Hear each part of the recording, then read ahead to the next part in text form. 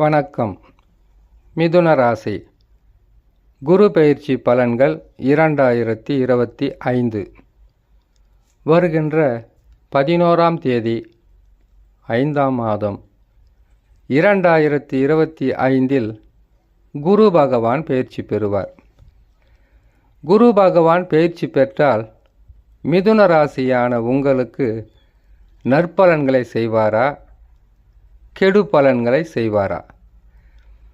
குரு பகவானுக்கு ஜென்ம ராசி, அதாவது உங்கள் ராசியிலே பெயர்ச்சி பெற்று அமருவது என்பது அவ்வளவு சிறப்பான பலன்களை குரு பகவானால் தர முடியாது.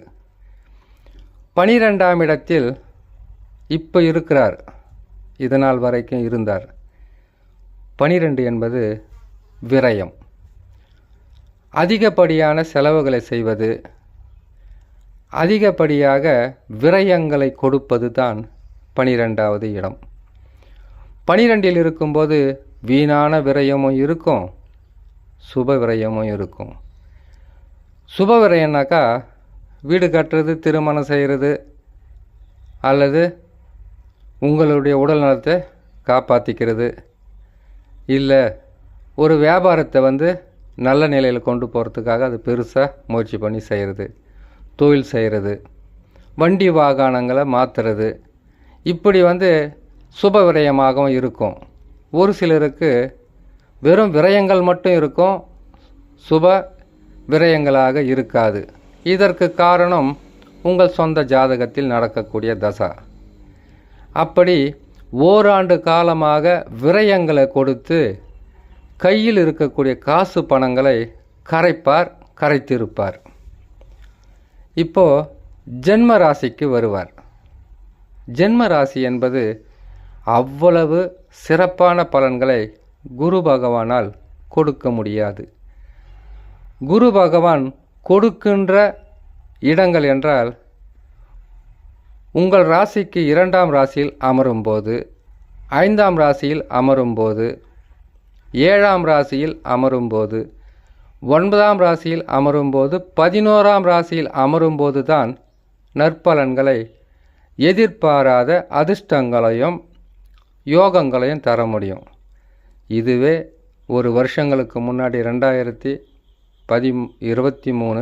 ஆரம்பத்தில் உங்களுடைய எதிர்காலம் என்பது அவ்வளவு சிறப்பாக இருந்திருக்கும். 2023 24 பிறந்தது தான் உங்களுக்கு மிகப்பெரிய ஒரு கஷ்டமாக இருந்திருக்கும். காரணம், குரு பகவான் விரயத்தில் இருந்தது. எத்தனை கிரகம் இருக்குது? ராகு இருக்கிறாரு, கேது இருக்கிறாரு, சனி பகவான் இருக்கிறார். குரு பகவான் மட்டும் 12ஆம் இடத்திற்கு வந்த உடனே எவ்வளவு விரயம்! ஏன்னு கேட்டிங்கனாக்கா, குரு பகவான்னு அவரை மிகவும் உயர்வாகவும் பேசுறதுக்கு காரணம் தெரியுங்களா?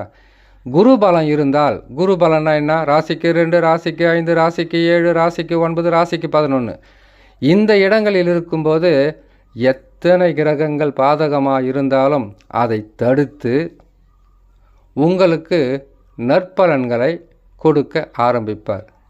அதனால்தான் திருமணம் செய்யணுமா, குரு பலத்தை பாருன்னுவாங்க.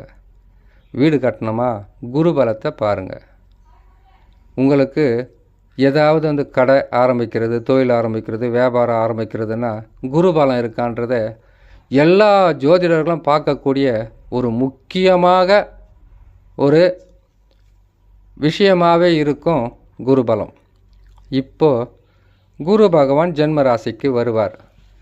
ஜென்மத்தில் குரு பகவான் அமருகின்ற ஓராண்டு காலம், ஒரு வருஷம் நிலையாக இதே கெடு பலன்களை செய்வாங்கன்னு மிதுன ராசிக்காரங்க நம்பாதீங்க. ஏன்னு கேட்டிங்கனாக்கா, குரு பகவான் ஓராண்டு காலம் நிலையாக பலனை எப்போவுமே கொடுக்க மாட்டார். காரணம், ஆரம்பத்தில் கஷ்டங்களையும் பல வகையான சிக்கல்களையும், உடலில் நோய்களையும், குடும்பத்தில் பிரச்சனைகள் என்பது 5 மாதங்கள் மட்டும்தான் அவரால் அதிகமாக செய்ய முடியும்.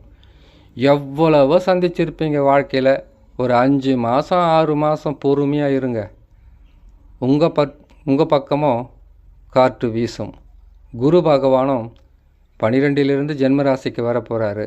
ஜென்ம ராசியிலிருந்து அடுத்து 2ஆம் ராசிக்கு வரப்போகிறாரு. எப்போவுமே 12 ராசிக்காரர்களும் ஒரு நல்ல விஷயத்தை தெரிஞ்சுக்கணும் கேட்டிங்கனாக்கா, குரு நல்ல இடத்துல இருப்பார், அடுத்தது கெட்ட இடத்துக்கு வருவார். கெட்ட இடத்துல இருப்பார், அடுத்தது நல்ல இடத்துக்கு வருவார். ஆண்டுதோறும் பயிற்சி பெற கிரகங்கள் இது.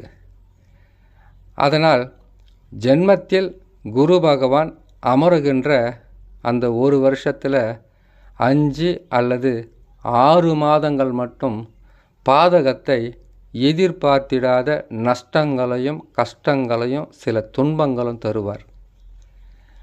அதற்கு பிறகு அவர் நற்பலன்களை கொடுக்க ஆரம்பித்து விடுவார். அது எப்படி கொடுப்பார்? ஒரு வருஷம் மாறாதியான்னு கேட்டிங்கனாக்கா, வக்கரன்னு ஒன்று இருக்குது, அதிசாரன்னு ஒன்று இருக்குது. வக்கரன்னா அவர் பின்னோக்கி செல்லும்போது உங்களுக்கு துன்பங்களை தரமாட்டார். இவ்வளவு ரகசியம் இருக்குது. ஒரு வருஷம் வரைக்கும் என்ன பண்ணுறதுன்ற பயம் வேணாம். இதில் இன்னொரு மாற்றம் இருக்குது.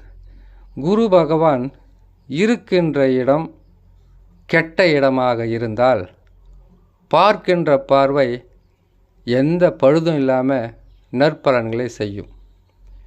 ஜென்ம ராசியில் இருக்கும்போது 5ஆம் பார்வை, 7ஆம் பார்வை, 9ஆம் பார்வை இருக்கும்.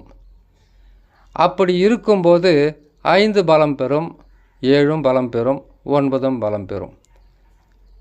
மற்ற கிரகங்களும் யார்? சனி, ராகு, கேதுக்கள். சனி பகவான் வந்து அவ்வளவு சிறப்பான இடத்துல, அவர் ஒன்றும் கெட்ட இடத்துலையும் இல்லை, நல்ல இடத்துலையும் இல்லை, 2க்கும் சமமாக தான் இருப்பார். ராகு கேதுக்கள் பலமாக இருக்காங்க. இவ்வளவு நாளும் குருவும் சரியில்லை, ராகு கேதுவும் சரியில்லை. குரு பகவான் பயிற்சி பெறத்துக்கு 20 நாளைக்கு முன்னாடியே ராகு கேது பயிற்சி முடிஞ்சிடுது. கேது பகவான் 3ஆம் இடத்திற்கு வந்துடுவார். ராகு பகவான் 9ஆம் இடத்திற்கு போயிடுவார். கெடு பலன்களை தந்து வந்த ராகு கேதுக்களை நற்பலன்களை செய்யும்போது குரு பகவான் கெடுப்பார். ஆனால் பெரிதளவு உங்களுக்கு அது கஷ்டமாக இருக்காது. தசா நல்லா இருந்தால் ஒரு 6 மாதம் பொறுமையாக இருந்தீங்கன்னாவே போதுமானது. நற்பலன்கள் வந்து மிதுன ராசிக்காரர்களுக்கு கிடைக்க ஆரம்பிச்சிடும். உங்களுக்கு கஷ்டம் வருதா, துன்பம் வருதா, பொருளாதார இழப்பு வருதா, ஒரு 5-6 மாதம் பொறுமையாக இருந்தால் போதுன்றதை உங்களுக்கு நீங்களே ஆறுதல் சொல்லி கொண்டாலே போதும். சாதாரணமாகவே இந்த குரு பயிற்சியை கடந்து வந்து விடலாம் என்று சொல்லி இன்னொரு நல்ல பதிவில் உங்களை நான் சந்திக்கிறேன். நன்றி, வணக்கம்.